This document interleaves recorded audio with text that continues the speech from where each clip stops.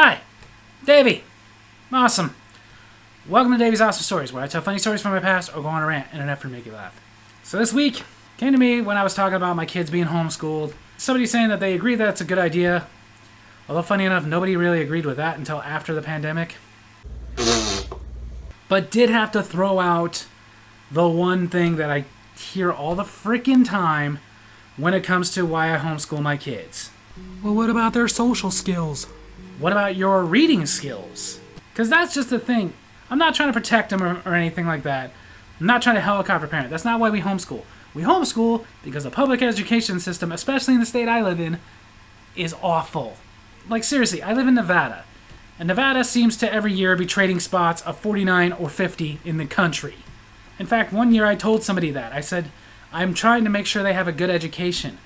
This year, Nevada is number 50 in education. So there's 2 states below us? Point in case. Guam and Puerto Rico are not states. They're territories. Our public education system out here is terrible, and I want them to have a good education. So we homeschool. If I couldn't homeschool them, I'd be that annoying parent very involved in their public education system because I want them to get a good education. I'm not necessarily going to demand that they go to college or anything unless they want to do something that requires it. But I'm meeting high school graduates that can barely read. But as far as the whole social skills argument, to me that's dumb because going to public school does not guarantee social skills. Honestly, I believe a lot of that just has to do with the individual themselves. Because another point on that one, my brother and I both went to public school, and we are 2 of the most socially awkward people you will ever meet. Duh! Seriously, I know I talk to you guys on these videos and everything's nice, but in real life, if you come and try and talk to me, I'm probably going to be very quiet, probably not going to say much to you, give you quick one-word answers, because in those situations, I'm awkward, I'm introverted, I'm not shy. I will say that there's definite distinction between shy and introverted. People think they're the same thing, but they're not. Shy is, I don't want to embarrass myself by saying something stupid. Introverted is, I don't want to say anything because this is stupid. Basically, it's just, I have nothing to say to you, so I can't think of anything really good to say. I don't want to sit here and talk about the weather. I don't want to sit here and talk to a stranger about politics.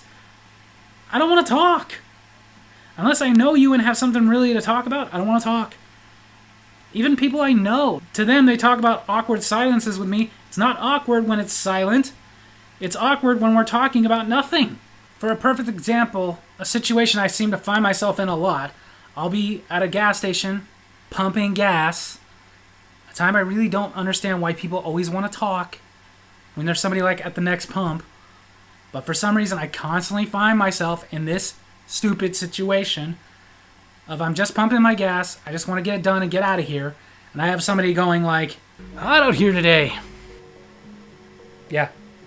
That's all I got for the conversation. So we can stop there. But for some reason, these people never want to stop there. No, they want to keep going. Been hot all week. Yeah. Seriously, stop! But no, not these people. It's supposed to be hotter next week. Yeah. That's all I got. As an introvert in my head, you want to hear what I'm thinking? Hot out here today. Dude, we don't have to talk. We can just pump our gas and leave. Been hot all week. Actually, it's been hot for the last couple months. It's what we call summer. Supposed to be hotter next week. Well, good for you. You'll have more to talk about to somebody else who doesn't want to talk to you. That's what's going on in my head because I don't want to talk about this. This is stupid. Why are we talking? Why do we have to talk? I don't know you. You don't know me. We're just pumping gas. Once our cars have gas in them and, we use the rent money to pay that gas, we're going to drive out of here and never see each other again. Believe it or not, we didn't need to be friends during this encounter. That's how I am. And the thing is, I have 3 kids. The youngest, I have no idea what he's going to be like yet. He seems to be like me in the sense that he doesn't really like anybody. And he's okay with that. But the 2 older ones, the 13-year-old, if he was in that situation, he'd be talking. He always does. He loves to talk to strangers. So much so that when he was younger, we had to sit there and tell him over and over again about talking to strangers. Now he's older, he knows the situations that it's okay. The middle one, never had a problem. Didn't want to talk to strangers, didn't want to talk to people he knows. He doesn't like to talk to people. In fact, one time, somebody he knew Somebody from our church just randomly came up to him and started a conversation like that, like it's hot out here. It's supposed to be hotter tomorrow. And he straight up looked at him and said, I don't want to talk about the weather, and just walked away. So I'll give you this. Not only is he socially awkward, but ballsier than I was. But that's the thing. We didn't teach either one to be like this. We've been trying to teach one of them, hey, you got to be a little bit nicer. Don't be rude. The other one, we got to teach, hey, you don't need to talk to everybody. I think the last time we had that conversation was when he got a library card. We went to the store after, and he had to tell everyone that he got a library card. But in retrospect, I was happy he was so excited over having a library card. But it doesn't stop there. That's just the torture of my life. Like, one thing I'm so excited for now is being married. I don't have to go to laundromats. And even if I do, I don't have to go by myself. I used to hate being single and going to the laundromat. But I would always try to go very early when there would be the least amount of people there. Because this was the thing about it. Of course, I went, I took my laundry, I took some coins, and I always took a book. And in between taking my clothes out of the washer, out of the dryer, and whatnot, I'd have a book in front of me. One, because I like to read, and two, because having a book in front of you is a great universal way of letting people know, don't talk to me. But very often, you got somebody who didn't pick up on that universal cue. You'd be sitting there reading your book, and they'd come up to talk about nothing. Yep. Laundry day. Well, you came to the right place. Yep. No washer or dryer at my house. I really hope there isn't, or else it makes no sense that you're here. Yep. Gotta lug the laundry all the way here. I can relate. What about you? What about me? Well, what's going on in your life? Not really a conversation I want to have with you, Mr. Random Stranger. Well, guess I'll just shut up and let you get back to your precious book. Appreciate it. That's the kind of stuff that was going on in my head, the stuff I wanted to say. But in reality, the way that conversation went... Yep. Laundry day. Yep. No washer and dryer at my house. Yep. Gotta bring the laundry all the way here. What about you? What about me? Well, what's going on in your life? Same as you, just doing laundry. Not like a movie's gonna start soon. Well, guess I'll just shut up and let you get back to your precious book. Thank you. What irritates me the most about that situation is I've told that story and people will say that I'm the one being rude. Isn't it a little rude that you're sitting there bombarding somebody with a stupid conversation who clearly just wants to read their book? But the thing is, it's not just in annoying situations like this where I'm at a gas pump and you expect me to talk about the weather. Even though really, what is there to talk about other than, yeah, it is hot? Or being in a laundromat and you expect me to talk to you about the fact that we're both here to do laundry. Again, what is there to talk about? Even when I'm in a situation with somebody I don't dislike and I know I should start conversation, this is just what's wrong with my brain. I can't think of anything good to say unless I know there's something we're mutually into. Like if I know you're a wrestling fan, I can easily bring up something about wrestling.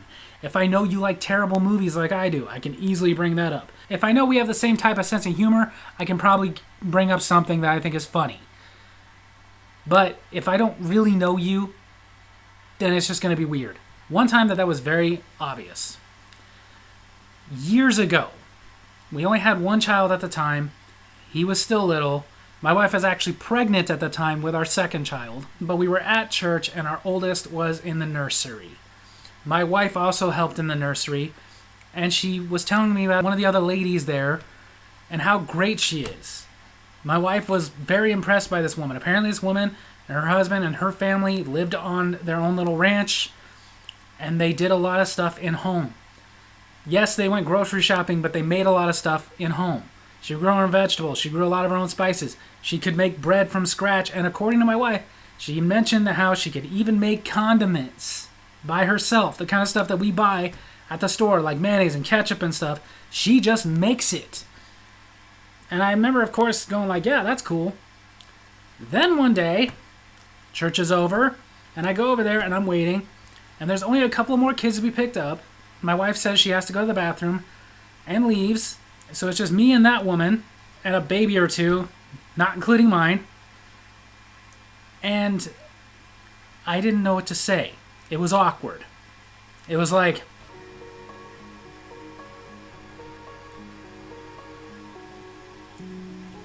so, you excited for the new baby? Yeah. Yeah. I'm gonna name it Sam. Oh, I like that name. Me too.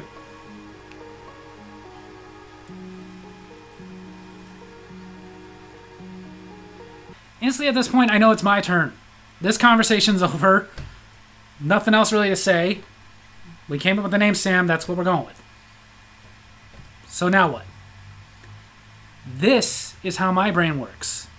What pops into it? Trying to fill this awkward gap. So,